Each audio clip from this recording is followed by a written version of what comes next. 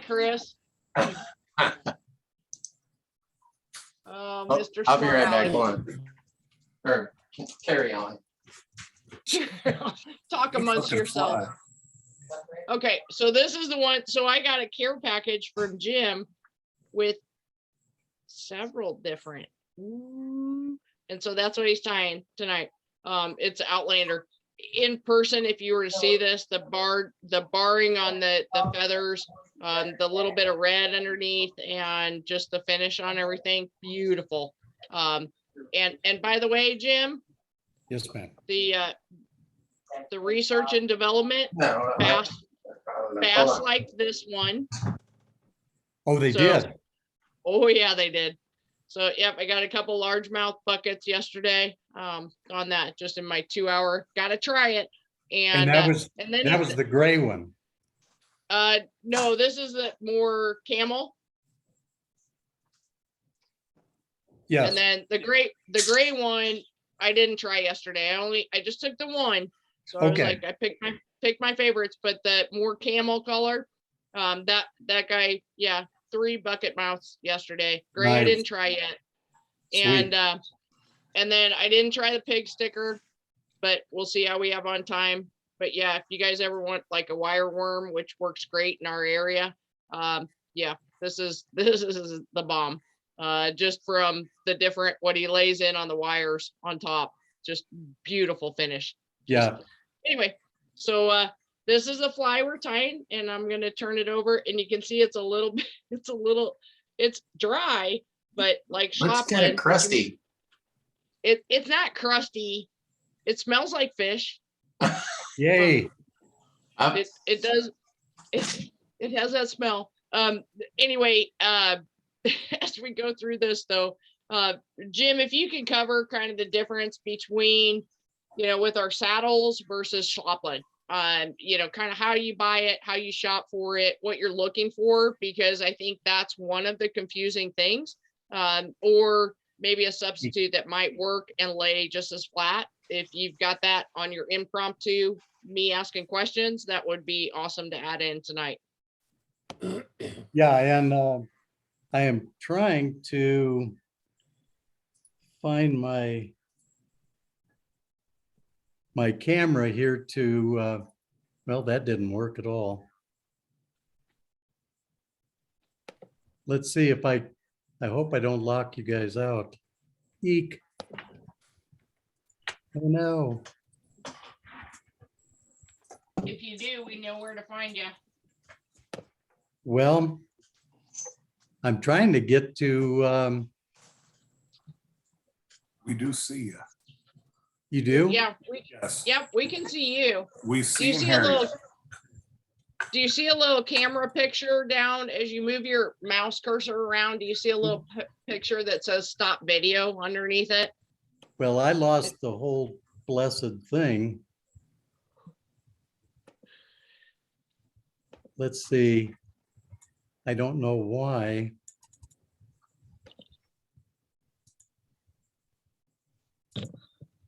I'm going to close this.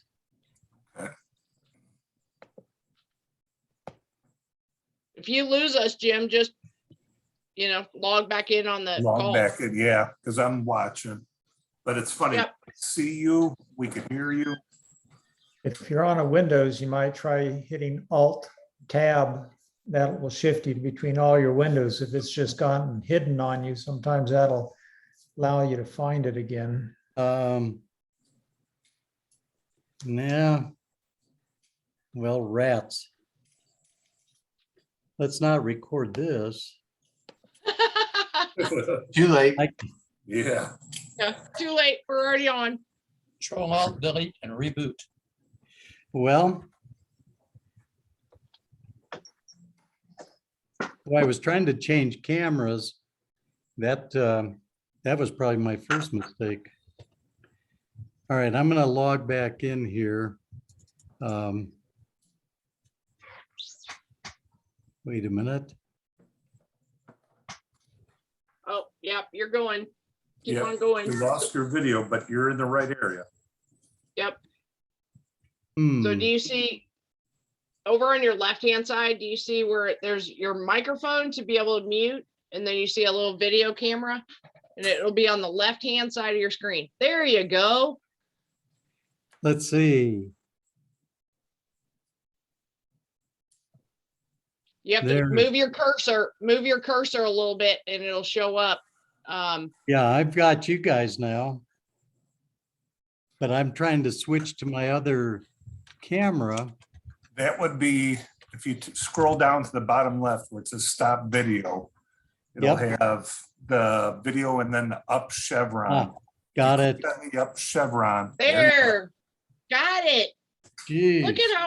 Look at how high tech you are. Oh, gosh. Who is this guy? Yeah. Well, hopefully this is what I can reproduce. This is the same thing I sent Amy, but actually I will show you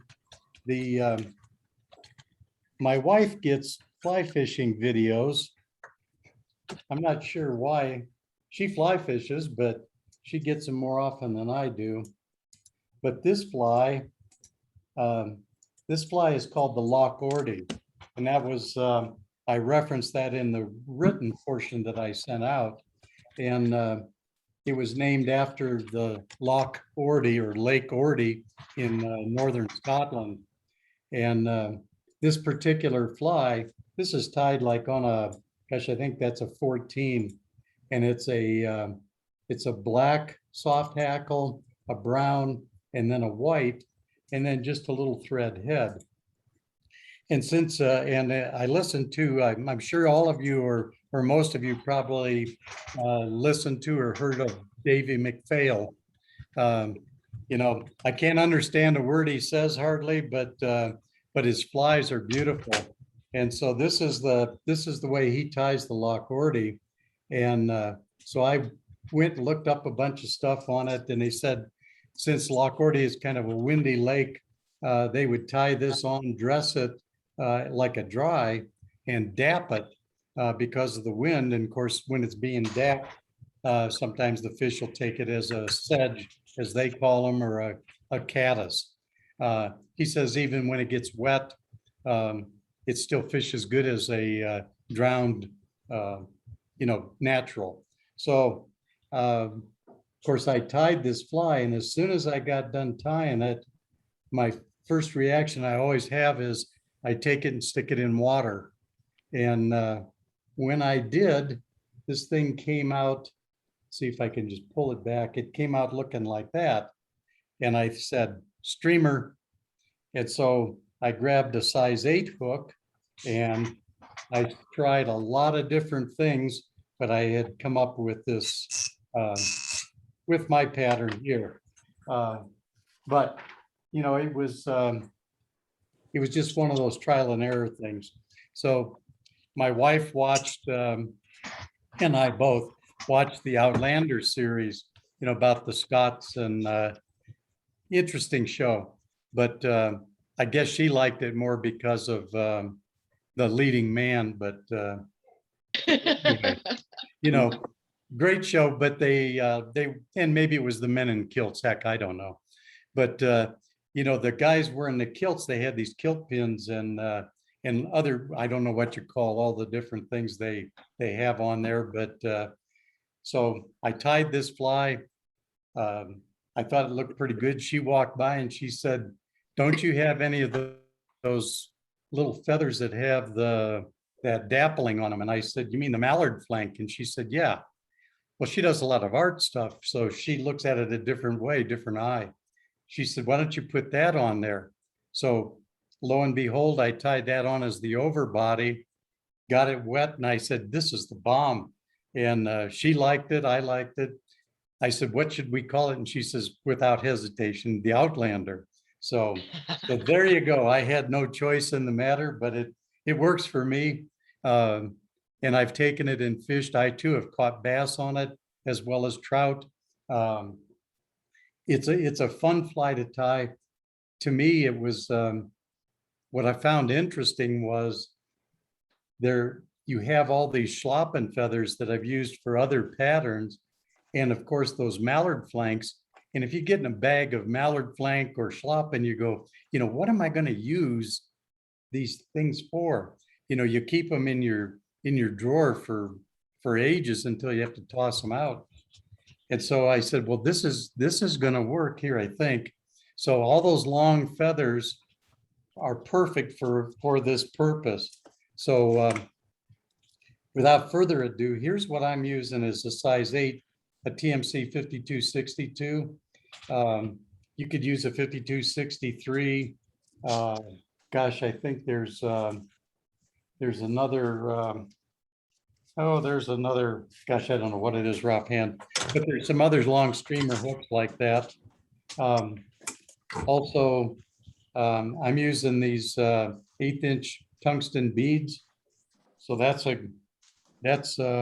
good place to start. And then all of the schlappen materials, that's typical, like strung schlappen. They call this olive white. It's all green. I mean, it's all olive, but alas, you could use some of, if you have any rooster saddles, some of the materials come, like this one is a strung rooster saddle. You can sort through that and you may find a rooster saddle feather that has a lot of webbing in it, and you can use that.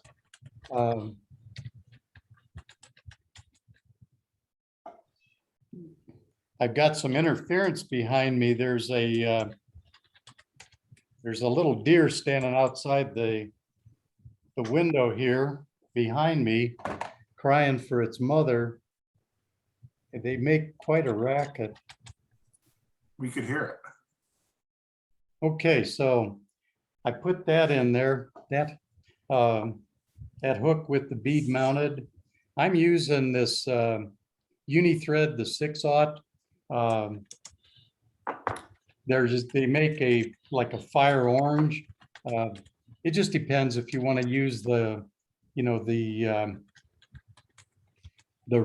orange. I use it basically because you guys can see it better, I think, when I tie with it. But what I found was it makes that nice little red collar on the fly. So that's what I wound up using.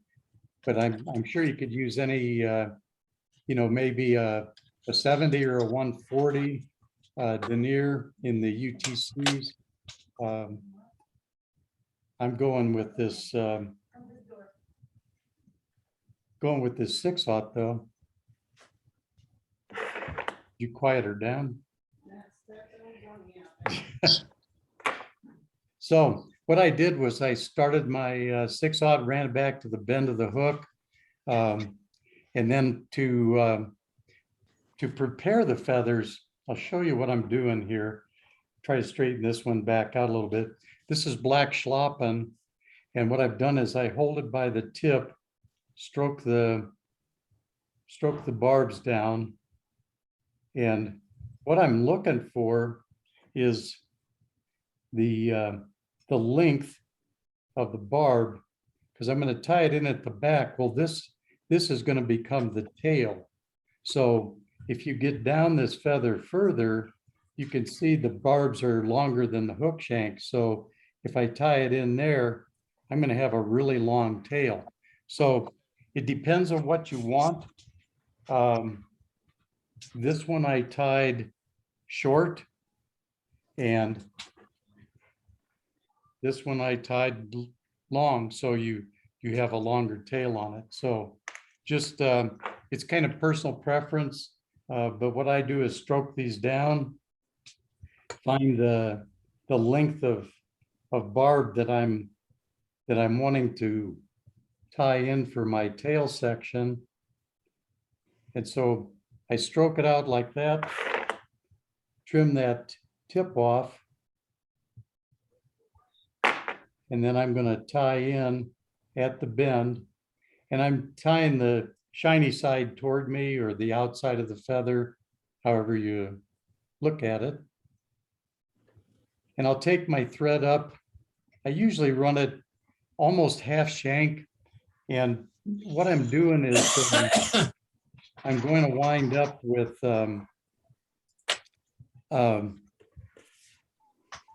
I'm going to wind up winding that feather all the way to that point, but then I'm going to wrap back over it a little bit to make it lay back.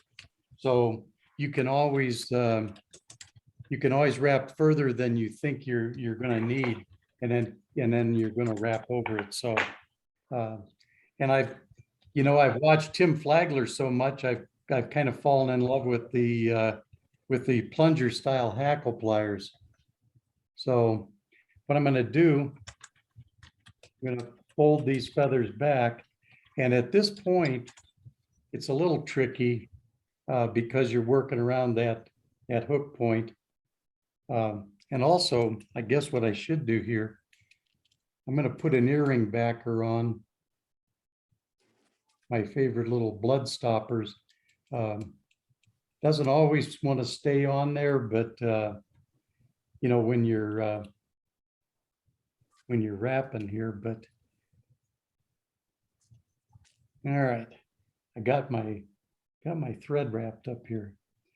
All right, so fold these feathers back, come around, and what I'm trying to do is wrap, not exactly touching turns, but keeping them pretty darn close, and stroking feathers back at each wrap,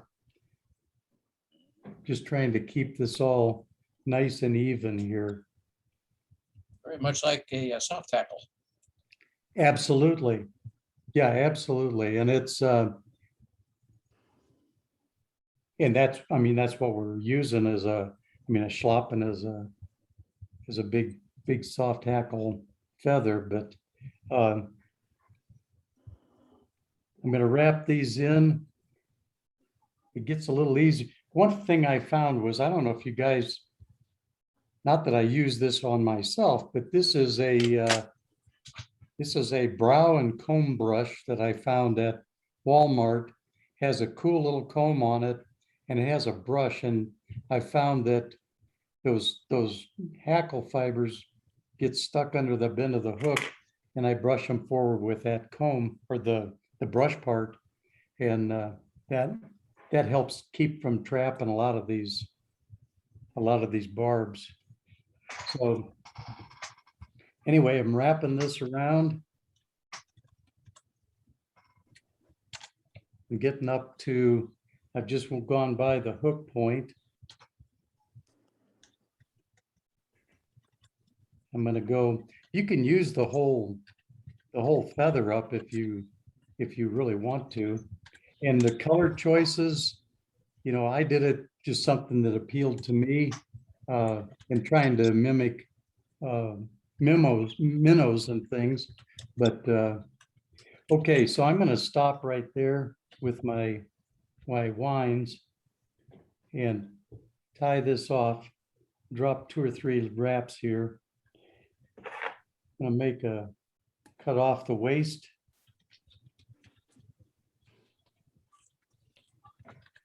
Get rid of that.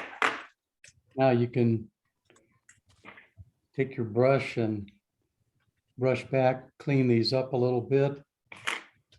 So everybody's where I want it.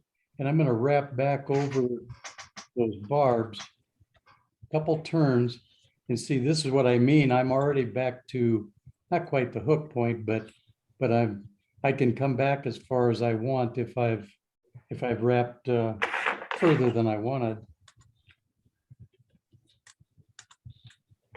So at this point, I'm going to change colors. In this one, I'm going to do a brown schlappen.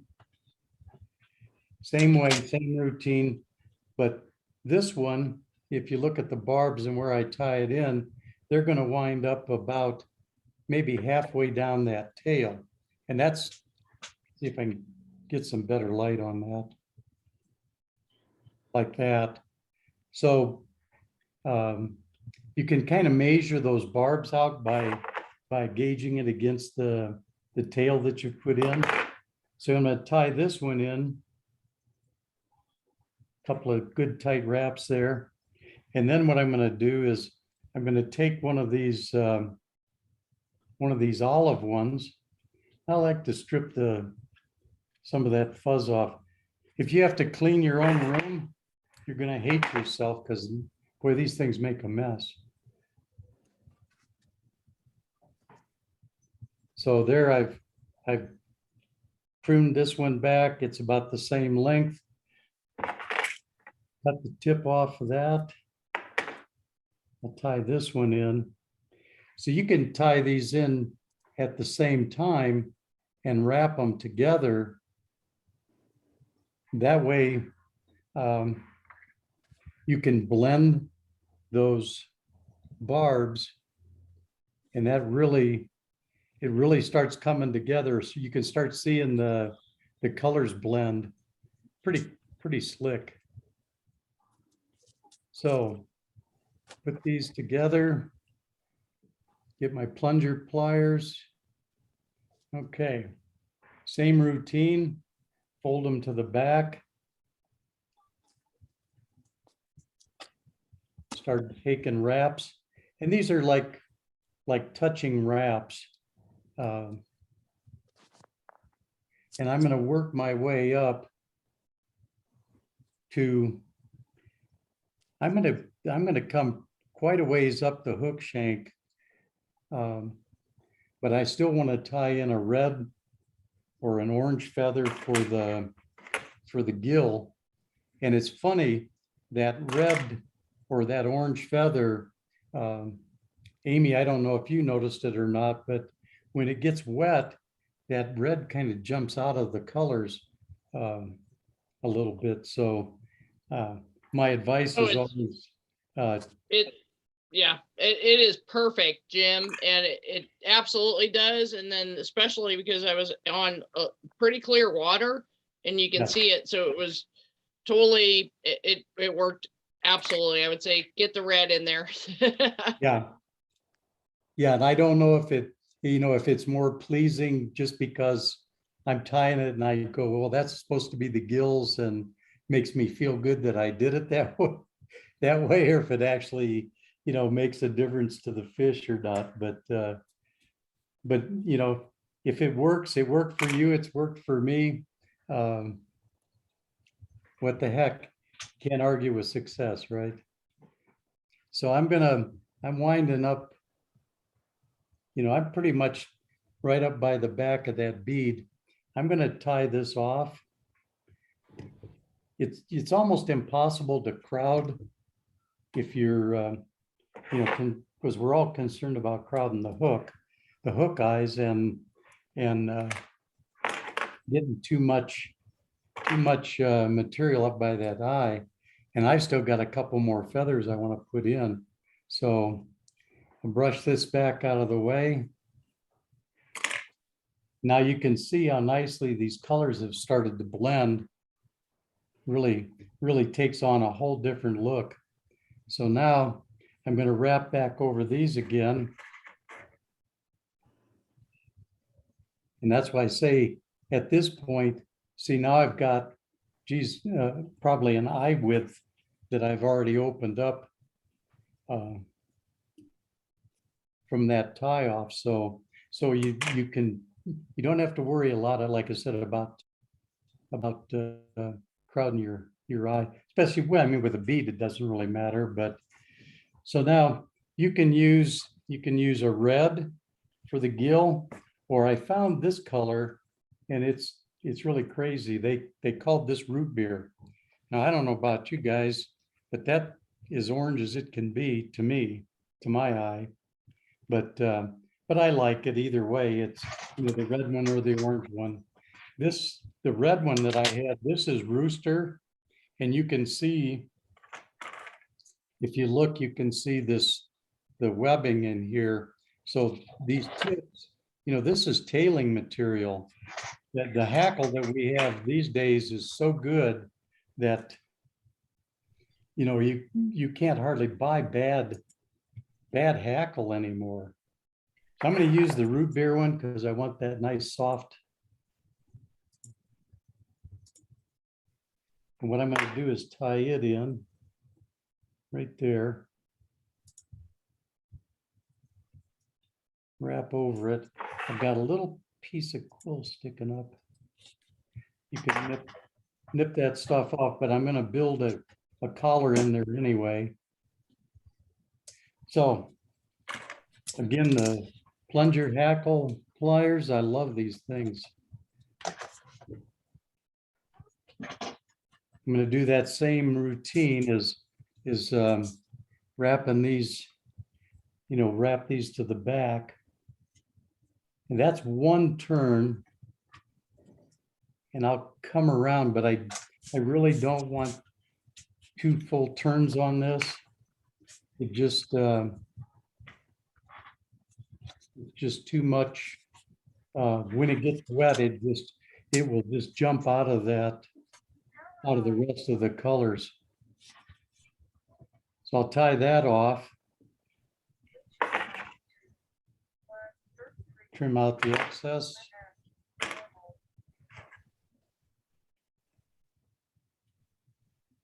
A little brush here.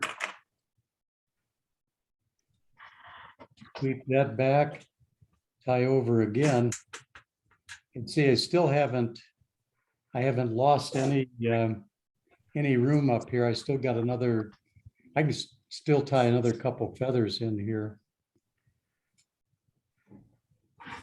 So you can already see these colors really blend nicely. And this one, it looks like there's more orange on the bottom, and I really don't care.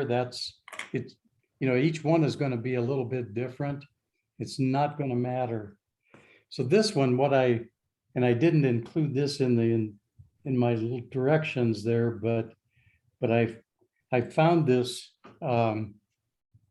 It's one of these Whiting Farms American saddles, and it's a tan with white tips on it, and I'm going to prepare it the same way. I just like the looks of this stuff so much that I said, heck, I gotta tie this in, try this out, see what it looks like, because I want this to go over I want it to go over that gill that I tied in. All right. And this thing is really soft.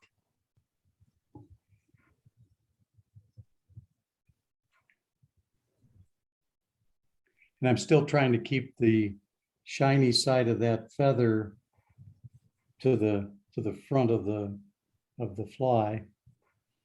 And put a couple of turns in here. I just kind of look at this stuff and go, oh, that looks all right.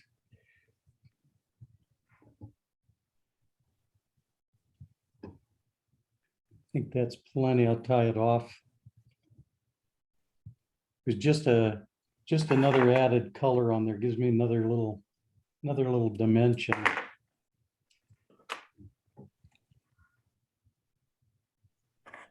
And brush this back.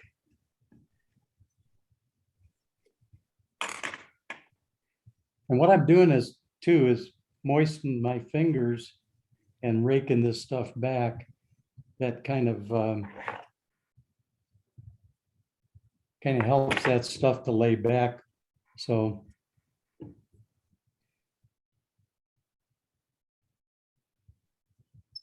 I still have plenty of room for my next feather. I'm getting a lot of different colors in here.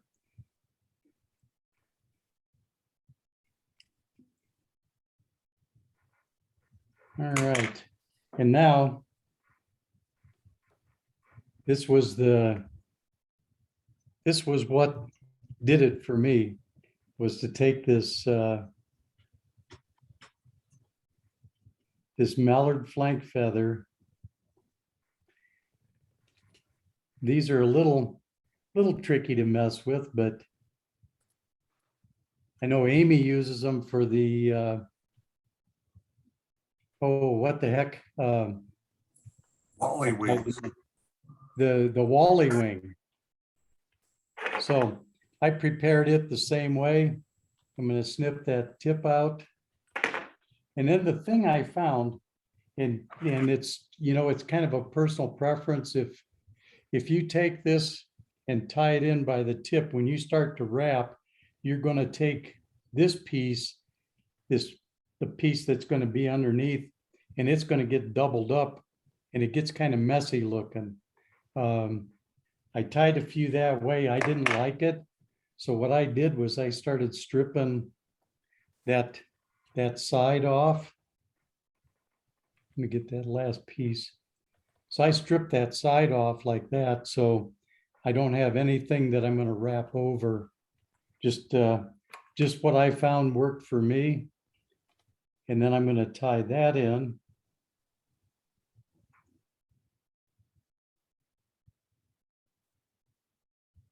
Just like that.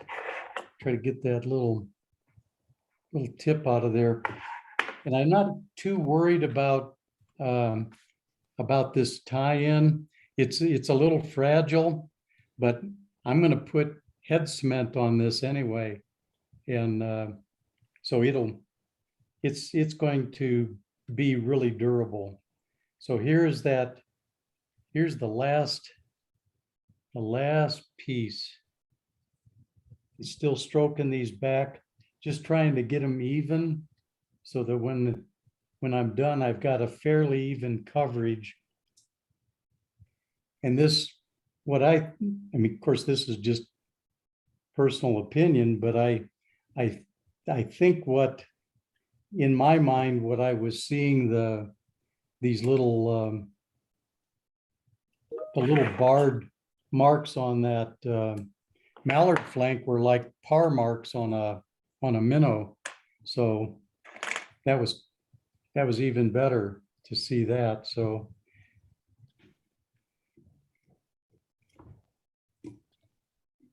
I brushed this all back out of the way.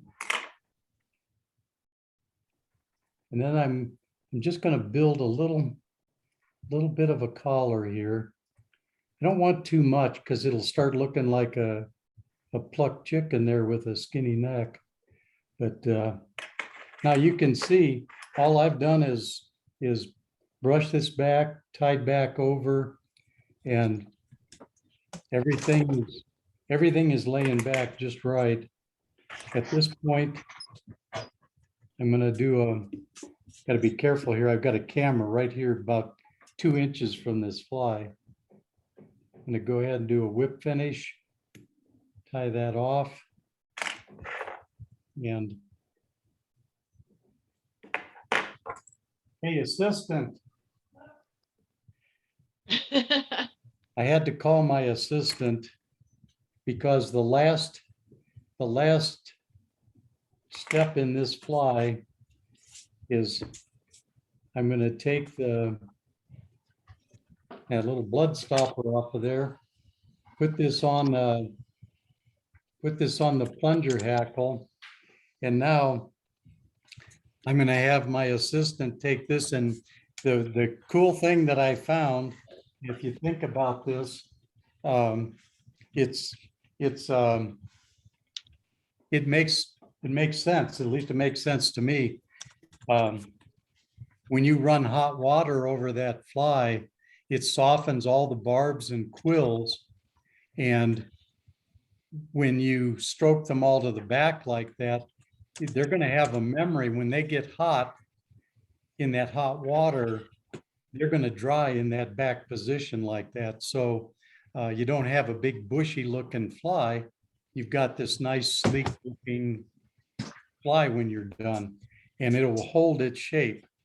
When you fish this, obviously it's a streamer. So when you fish it, you throw it in the water and you start stripping. And then if you're fortunate enough, like Amy said the other day, in that clear water, she was able to see it. It kind of pulsates a little bit as it swims, if you would. And So it has some movement to it besides. Here comes my wet fly. So this is the fly wet. So you can see all the little par marks or whatever you want to call it. I'm going to squish this out a little bit. But even with that one turn of orange in there, you can see that kind of pops out through the rest of those colors. So if you do decide to tie this, if you tie in red or that orange like that, be really judicious about your about the amount of that you put in there. So there's the Outlander, and of course, once this dries, I'll put either I use this Loon Soft Head. It's a water base. I'll put some of that on. You can do a UV on there. It doesn't really matter either way, or just your, a regular varnish or head cement, whatever it is you like. So that's my Outlander. It works great for trout. Like Amy said, she caught some buckets on them. I have myself. They were smallmouth, what I got, but it was bass. So any questions on the tie? That was fun, Jim. Beautiful. That's a beautiful. Yep. You know what? I don't really have a question, but I noticed you and I see a lot of people tie their soft hackle feathers in by the tip. Yes. And I don't know what my problem is, but if I tie it in by the tip, I feel like that feather fights me every inch of the way. Whereas if I tie it in by the butt, they seem to lay really well. So Yes. I did just what you did, and I tied them all in by the tip. And again, it fought me every inch of the way. So I love that pattern, but I think the next time I'm going to try tying them in by the butts instead of the tips and see how. Oh, absolutely. Yeah. And what I found was the same thing. It's just that using these really, the Schlappen feathers, they're so willing to go the opposite direction. I didn't have a lot of trouble with them, but honestly, I did the same thing that you did.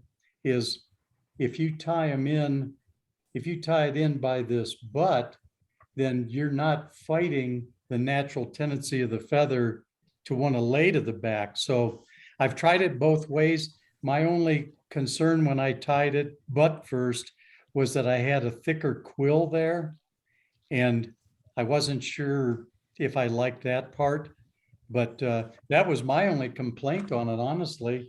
But I think you can do it whichever way works best for you. And if it gives you the result, that's what matters.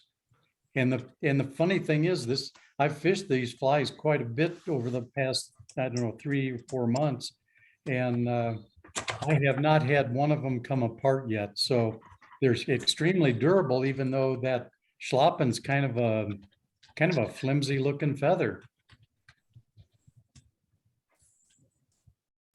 So Yeah, Amy, so I think that might have been part of my problem. I don't think the stuff that I'm using is really technically Schlappen. It's, like a rooster saddle. Yep. It's pretty webby, but not as webby as what you're using. no, if you use, and that's why I was showing this strung rooster.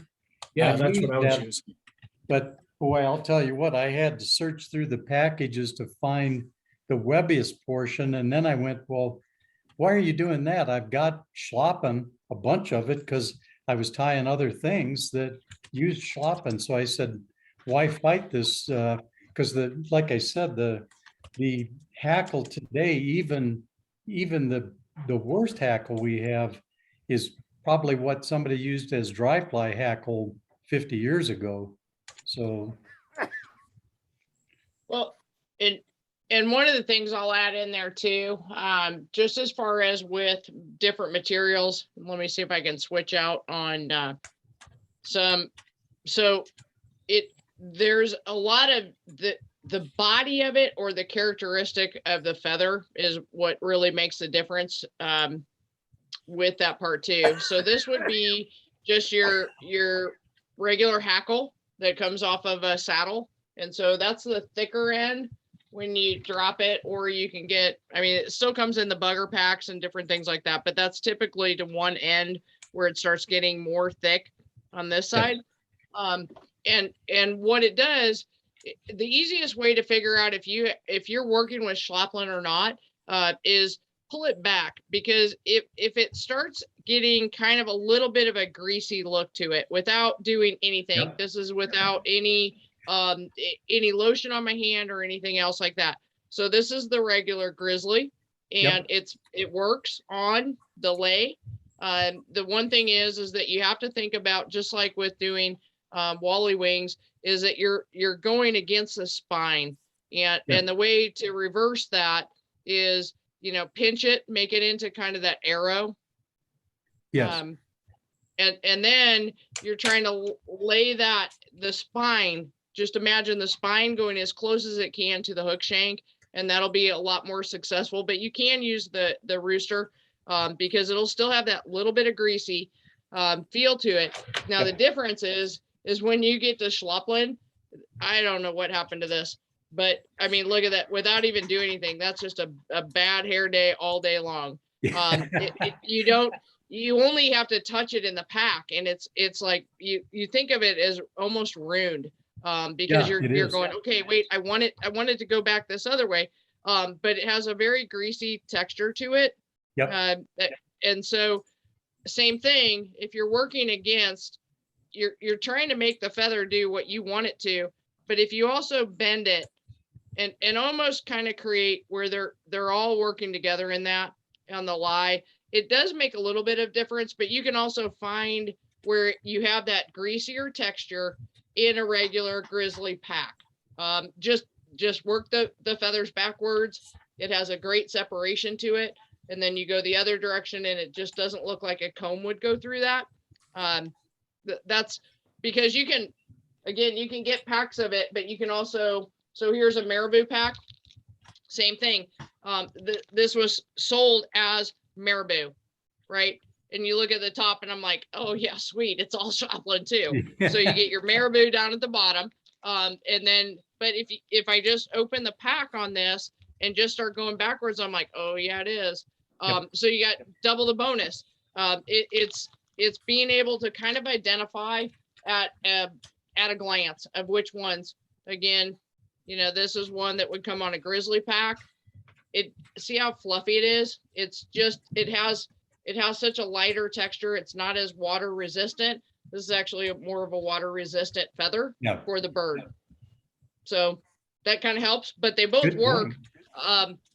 It is something where, I mean, great style. I just did a little bit of, just to keep the locks in on the thing, and then I touched it too quick and tried to dip it in my water because I wanted to be back here. But I used this as my top, and then I did the mallard and I love it. I don't have any orange, Jim, so guess I'll have to go shopping this week. Of course. What a shame. But and mostly I think just the style too of layering it, and then the other, when you get to that really thick part on the quill, this portion of it, it's not usable for what we do. Just cut it off, move on up, and get to a part that gives you a little bit more of a pliable. But if you're trying to force this kind of stem around a hook, you're just going to get mad. You're going to fight that one. And some of those Schlappens are, some of the feathers are longer. So, you might be able to tie in by the butt if you have a long enough feather that you can get into a thinner part of the quill. But like I say, try it, see how it works. The other thing I did too was, we're on camera. I bought this. This is Fish Hunter Schlappen. This is they call it heron gray. But what I did was took the heron gray, mixed it with a black feather, and I got I got a black tail, but then I mixed the gray, wrapped them simultaneously. And I got the gray and the black to blend. And boy, I'll tell you what, you can make any kind of look that you want by blending those feathers. I purchased this, gosh, this is a whole whiting, this is a rooster saddle in medium ginger. And it's got a lot of good soft feathers on it. Like Amy said, if you stroke them down, you can tell where they get soft and waste the tips on them. But I'm curious though, Amy, I want to see, I'm going to do it myself though, I think, is take one of these grizzlies and that softer part, like you said, and see if tying that down, if that doesn't give you kind of those par marks that you get on some minnows. It did a little bit. Just so I have the grizzly right here, and I mean, you have to go up pretty substantially. I think the difference is going to be where you get the length coming off of the back bend. Yep. Because of the diameter on the feather. Because I have to go almost up to here to get any length at all, and then kind of cut. But absolutely, further up on the fly, it absolutely would give you the par marks. Again, this part of it, and Jim, I could reverse, Jim Saraceno, I could reverse and I could go in this part of it, but I think what I'm doing is building up too much bulk before I want the lie on that taper. So I think it's just a matter of trying it. I kind of made that little diamond, and that'll help hold in, and then locking it in. I can advance my thread up. I'm not really concerned with any of these parts. And then this part is the key. So I've got this, and I'm going to talk to this feather. And so I'm pulling everything back the same way. And then as you're taking that feather, and I'm wrapping that intentionally around, and every time the stem or the quill is going to touch the hook shank. Yep. And that's a difference on the lie. And so again, as you go in, and like we talked about with the ear backings, and I know Jim Stanley and I had a conversation about this. I'm like, damn, yeah, I already nailed myself one time. But as you go through, it's positioning. So the darker part of the feather is actually facing away from me at this point, but I'm going to manipulate this, and I'm coming over, and as it goes through, it's right on the hook shank. There is no question. It might look like a little bit it's getting bunched down underneath. We talked about different brushing materials for this soft hackle. You can use the dental floss things. They work great, and they don't tear up your material. So you can, and again, but every turn, just like you were doing streamers, come in, and you can come in on that. Whoops, sorry. I got to tighten up my thread here before I knock my camera into tomorrow. And you come in, same thing almost that you would do with a woolly bugger. You just work your thread through, work it back through again. And then I can come in and take that off. And same, whoops. Well, there you go. Got one like loose little one that tried to jump forward. Luckily, and a lot of streamer tying too, is that your mistakes are often covered up a little bit. So, well, I mean, it's a great fly to start a lot of bigger flies. But see, I didn't get the fullness from that one. Jim Stanley, I didn't get what from using the full feather before. I didn't get the look that's going to take that to that taper. It just didn't have the length. And I don't know if you wrap back toward the bend over it a little bit, will that sweep it down? It could a little bit, but I'm not sure. I mean, I can definitely play with it. Here's the difference. Here's a good a good feather for you. If you can make it do a little mohawk thing on you, you know you're using the right feather. But I didn't cover it back. I did that one like half a wrap just to tuck in. Yeah. But I didn't go back, 2 full turns to tie that in. Yeah, and that helps, I think. Yep. Yeah, it definitely gives it more of a full finished. You can see this, it almost looks like marabou's underneath, and then you laid in the schlapplein atop, because it really has that lie, where here you can see it's a little bit more, but just like any art project, stay at it, keep going, get all the way to the end with your fly, see what it looks like in the water, throw it in the water, see what it does. You might be happy with it, but when you first start, they're all ugly. They just all are ugly. Well, I keep these, these old pill bottles here, and I tie these things, and I can't really cut them apart. So I throw them in the pill bottle and go, I'll go fish those. But, they're not my favorites, but what the heck? I have a full container. What are you normally fishing for with that fly? Typically what I'm doing here is I'm fishing for trout, and I fish still water and moving water both. I have the South Platte River just about 20 minutes from the house here, 11 Mile Canyon. I can fish in there. The Arkansas River is about 40 minutes. And then I have some flat water. There's 11 Mile Reservoir, Spinney.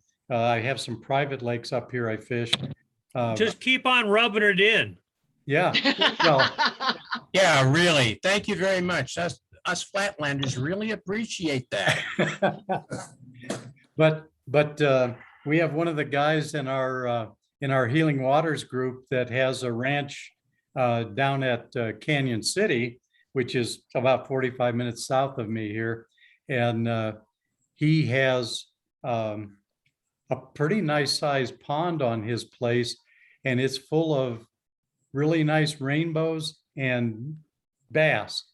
And invited me down the other day. I went down, took these Outlanders with me, and the first fish I caught on it was a bass. And it was like, gosh, it was 88 degrees down there, and that pond is getting warm.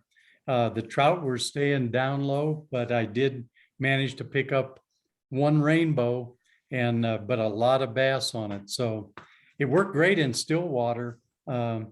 And I did fish it in the Arkansas River, just threw it up slightly upstream, kept a tight line to it, went around a big submerged rock I could see. And man, I took a really nice rainbow out of the ark. And truly, that's more of a brown trout fishery. So I was a bit surprised that I had a rainbow on. And again, are you normally fishing size 8 hook? Yes. But you can tie this fly any size you want. I mean, if you've got the feather for it. Oh yeah, sure. You can do whatever. Would you go smaller or larger? Well, I don't know. I mean, most of my trout flies, probably 10 is about as big as I do with a 10, and my bass fly 6 is as small as I do. So I never tie anything in 8. I either have bass flies or trout flies, and I don't have any crossovers. But I might try some of these and give them a shot on both species. Yeah, try it. Like I say, it's worked for me. I don't get a lot of warm water fishing, but the one down at Canyon City, but it did work on the bass there. And there's some pretty good sized trout that I've picked up on this. So these are 18-inch or bigger trout. So, and trout are going to eat it's amazing how big of a bait that a trout will take. And I'm sure the same with bass. Have you fished that Hartselle area? Is it Badger Deckers Valley? Yeah, Hartselle. Oh, up there. Yes, that's Badger Basin, they call it. Basin. Yeah. Yeah. Do you have any idea who made that walkway and stuff for the disabled vets there? You know, I do not. I know where it is, but yeah, that's north of the highway up in there. Yeah, Very nice fishing in that area too. yeah, it's beautiful. I'm not, Colorado Springs fall for a reunion. I'll have to get together with you and we'll have to. yeah, absolutely. Why not? Stay in touch for Yeah. sure. Yeah, I think that might have been that that veterans ramp may have been done by Trout Unlimited Colorado Springs, the Pikes Peak Okay. chapter. I took a picture of it, but it's been a long time. I Yeah. don't think I can find that picture. Yeah, I have seen that. And Trout Unlimited here is a great one of our allies. We do a lot of programs together in the, the FT3 program and, Yeah. all of that, and have a big, auction night and films. And I mean, there's a lot of money is raised at that event for Healing Waters. So As I was leaving there some years ago, a guy comes in and he shows me a picture from the previous year of a brown. He was holding the picture. He's holding the fish like this, and the head is sticking over here, the tail sticking over here, and I could not believe it. And he said, "Well, they run up here, and it was all ankle deep water." oh, geez. But the Browns are funny. Even in 11 Mile Canyon, that's the South Platte River there coming out of it. Right. And we have a Boy Scout camp there in the canyon called Camp Alexander. Camp Alexander also has been a really great partner to us. They have a mile of private water on that river, and they allow Healing Waters to come in and bring vets in there and fish that stretch. Boy Scouts are there in the summer for camp because they do have a full camp. They have a couple lakes, and kind of the trade-off is we teach fly tying, casting, and then we take the boys fishing. And so there's a lot of Healing Water mentors that are with those Boy Scouts. So it's kind of a mutual admiration society in there, and it benefits both the groups. That's sweet. It is. Well, that's all I had, other than anybody else have anything on this fly or any other stuff we're chatting about? I think we beat. I'm still messing with the feathers here, but no, Jim. Well, and it just got the brain going, because I'm thinking, oh man, and a little bit of flash in there, so you might be getting a care package coming back your direction. Then, beauty. I'm thinking some brighter colors and some brighter colors and a little bit smaller for some brook trout. Yeah, well, absolutely. So here you go, because I mean, you can't tie with Schlapplin and without flash. So if you're really making a streamer, you got to use some of this. So anyway, I was just kind of like, oh, and then that would, and then, so anyway, who knows what you'll get, Jim? I can see it. I know, we'll give it a try. We were talking about fishing this one, and I was having a lot of luck. I was only, I only went out for about an hour and a half, 2 hours yesterday afternoon, and all I was doing was at an angle, and I was coming right back to the bank. And so I was actually not fishing this out deep or anything, and I was coming right back at. What I like with this, it's a very lightweight fly, and so I didn't need, it doesn't need any extra lead. The bead takes it down just enough, but it doesn't get hung up. But it was a light fly to throw. It was not something like a big waterlogged streamer trying to chuck this thing. Exactly. And I was able to pull it right off the bank, and it was getting nailed every single time. So again, it was something. Yesterday we had some storms rolling in, just thunderstorms and stuff, and they were ready to play.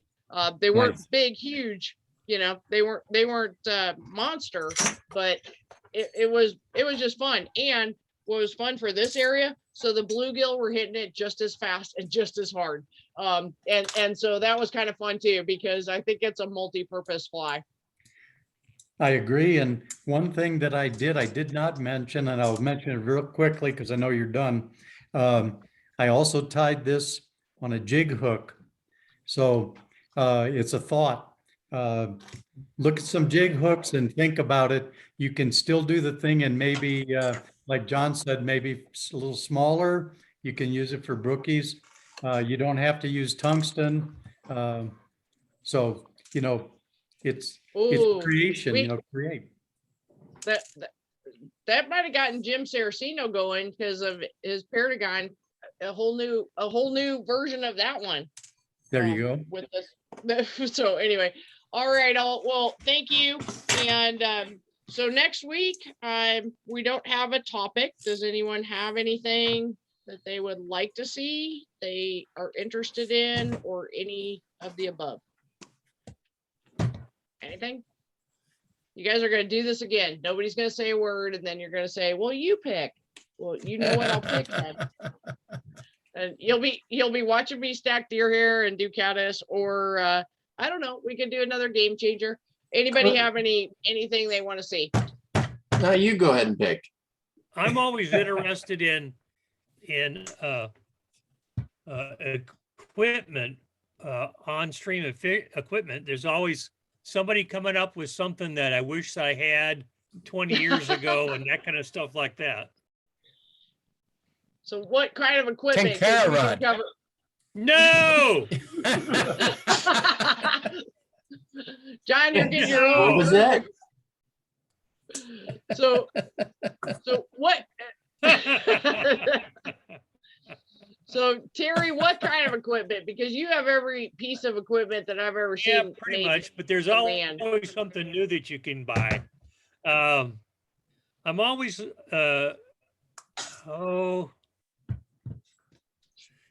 vest, pack, equipment. I've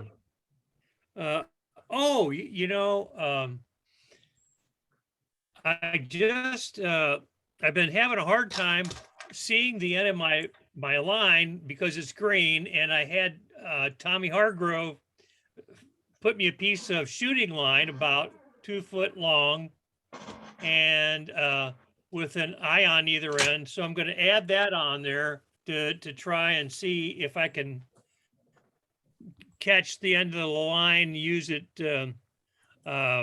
for better sight fishing. Sure. Is that right? Use it as a sighter. Yeah. Yep. That's what? It's a sighter. Cider. Thank you. Cider. And this is fluorescent orange amnesia. Yeah. That's what I use. Tie that on as a little butt section. You can always, if you like loop to loop connections, you can do a perfection loop in the end of it, nail knot it to your fly line or snell and do a perfection loop. You can still do your loop to leaders. When I write, So, when I do again, my what when I do my was that furl leaders, called? I put a piece Amnesia. of Here's a picture of it. I don't know if I'm coming up. Yep, that's it. Whoa, hold it still. Amnesia and monofilament. Yep. Okay. You can also, I use, if you want to get some interesting leaders, you can get some furl leaders. And some people, I know I do, will make furl leaders with some luminescent ends on them. So that you got about 6 or 7 inches of real bright line right at the end where you connect it to your line. Yeah, that's what I'm trying to do. Yeah. All right. Well, All right, sounds I'll like look we have a around, see if topic. if I've got one like that, I'll send it to you.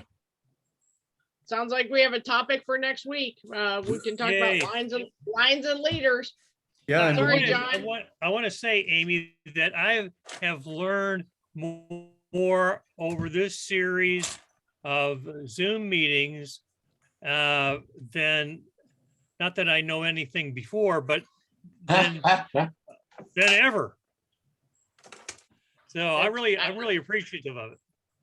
Well, thank you, Terry. And I think that's what we were talking about early on is this is not going away. I mean, I don't want to stay like this forever. I love the outings and I love seeing people but I think that this is a great fill for, again, we have unpredictable weather, we have other things. And so how great would it be is if you can't have a class, pop it up on a video call and we're all comfortable with it now. So Yeah. I couldn't be more pleased.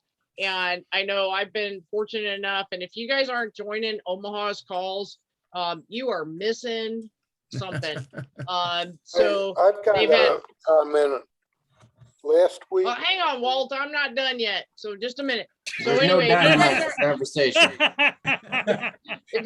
if you guys aren't joining Omaha's calls, because Mike Kelly, so he's gone out and just uncovered every rock, and I love just the guts of that guy. So he just keeps contacting people and going, hey, would you come on our call? Hey, would you come on? So he's had on Tim Flagler, he had Tom Rosenbaum on from Orbis. He has Al and Gretchen Beatty join every single time they're on, which is hysterical. But you're talking about, you're sitting at the table with legends. So if you guys aren't getting on the Omaha call, man, you're missing it. And John does a great job. They post their videos and things, but it's not like the same as Can being you there. share the Omaha info? Yeah, please Yep, share. it's on. Chris, it's the same link every other week. Yeah. So they meet every other week, I don't even and have the it's link. always the same link on there. So yep, I'll send it to you I again. will, and then, I will post that link on the Project Healing Waters Omaha Facebook page, and that's where you can get to it. It says Project Healing Waters Omaha, and I'll post the link out there. That's also where all the videos are from all the previous. Okay. Nice. Yeah, because I'm not going to be able to meet up with you guys as often as I was before. yeah, we'll pick that conversation up. okay, can I get in now? You can get in there, Walt. Okay, go ahead. Sorry. Last week, the gentleman from, I guess, West Virginia or Tennessee, and he was talking about different knots, and he mentioned the Davy knot, and Okay. I tied it on a 24 size 24 hook on a 2-pound test, and put a hackle hook on it, and the knot did not break. When I was pulling it, the hook broke, not the knot. Nice. Wow.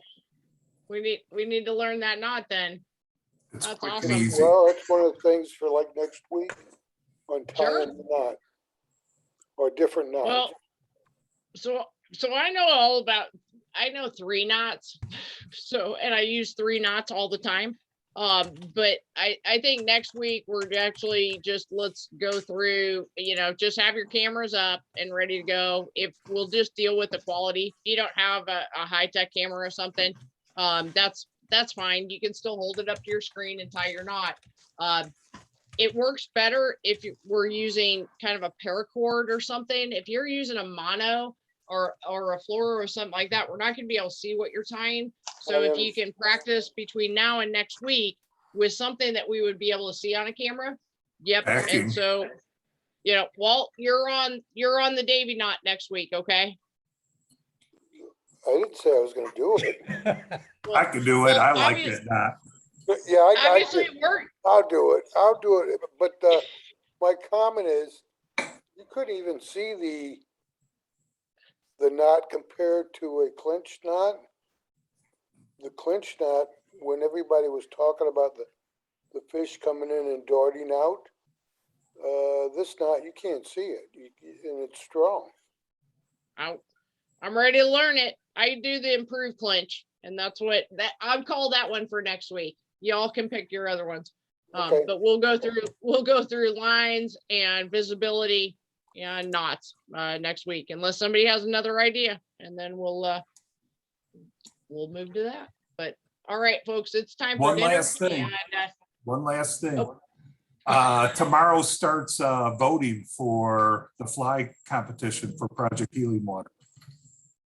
So you can go Oh, yes, okay. it does. voting tomorrow. And and so would we like to like load up the tank for Mick, since he submitted his flies in, and they're Ooh. beautiful. I've failed. So get on the site. You can vote for the flies. Again, look for Mick's name. It's Mick Brett. And then give I him thought it was a bunch of- Margie. Yeah. Yeah, Margie. well, It says Margie on the thing here. look, cat comes out of the corner here. that was pretty good, bad. Chris. You know my laugh. Hey, Mick, Yes, I am closer to Bennett Springs than I was before. you are. You guys moved? Uh-huh. Oh, I did. Yep. I don't get no I video. live on the other side of Missouri now. Oh, wow. You're way over there. Yeah. Yep. So he's going to be meeting us in the middle and Yeah. El joining us Dorado now. Springs is where I live How's now. this not working? Nice. Yep. So we'll be catching up, but we figure we'll get them there one way or another for some outings. There you And the calendar Brand new. came out October, November, December for St. Louis. So at least mark your calendars, and then I'll be sending out the official invites. Yeah, But I was gonna write them down on the calendar too, so I can try to figure something out. do you want me to send you a text, Chris? Please.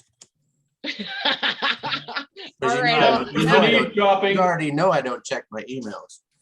I know. That's what I'm like. Really? Do you want me to send you a text? All right. Everybody have a good evening, and we will join up next week and Have a good night, practice your guys. knot. All right. Sounds Take good. care. Good night, everybody. Good night, Bye. everybody. Hey, Mick. Hey, Take care, everyone. good night, John boy. Live long and prosper. Night, Mary Ellen. I'm still here. I heard my name. Hey, Mick.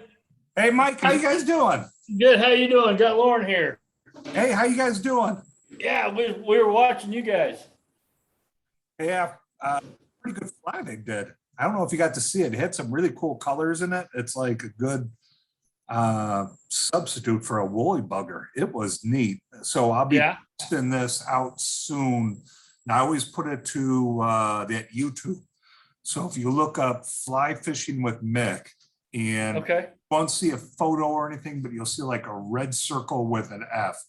And so I've been posting all these videos out there, and On YouTube? good fly.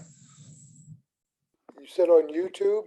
YouTube, look for, just type in Fly Fishing with Mick, and you'll see like a green circle with an F, and just click on that circle, and then I've got all our videos put out there. So if you wanted to Okay. go over something that we missed, I have it all out there. Okay. Okay. Hey, Terry, give me a call. And Walt, I, Hey, Walt. Yeah. I want to talk about this weekend. Okay. Hey, Mick, yes, thank you and Margie for not listening to me and showing up. oh, we had fun. That was good, watching you rename all those kids. Still laughing. That was a blast. Yeah, Hey, what we need to do, it'll never happen. We need to have a fishing trip out there where we were just talking about in Colorado. I mean, Yeah. I don't know how that would ever fly with anybody, of course. But man, wouldn't that be fantastic to take a handful of people and go on out there and do that? yeah, Wow. be a good time. Clean water should support it. Yeah, we'll put Walt in charge of that. Since he's our technical travel agent. I'll wait until you get to the middle of Kansas, and then I'll cancel it. But how much we can do. All right, so I gotta leave. I gotta go take my daughter somewhere. So Thanks again. Mike, it was good seeing you. Miss you guys. Good seeing you too, Mick. Hey. I was just telling him, man, I missed Mike. And I even had my goatee like yours, but it looked like shit, not like yours. So it's like backed it all off. So, Well, I'm looking forward to fishing. yep, we'll do it soon, for Yeah. Hey, real quick. Yep, What'd you get for your birthday present from your wife? nice staff. I've got it. There you go. Yep. I meant to ask you about that. Yep, it's nice. So thank you, Folsom? because she told, she actually gave me your Project Healing card with all the info on the back. So that's all. So. Yeah, Very it was good. good. All right. Take care, my friend. Yep, take care. We'll talk to you and fish with you soon. All right. Very good. All right, See you, take man. care, guys.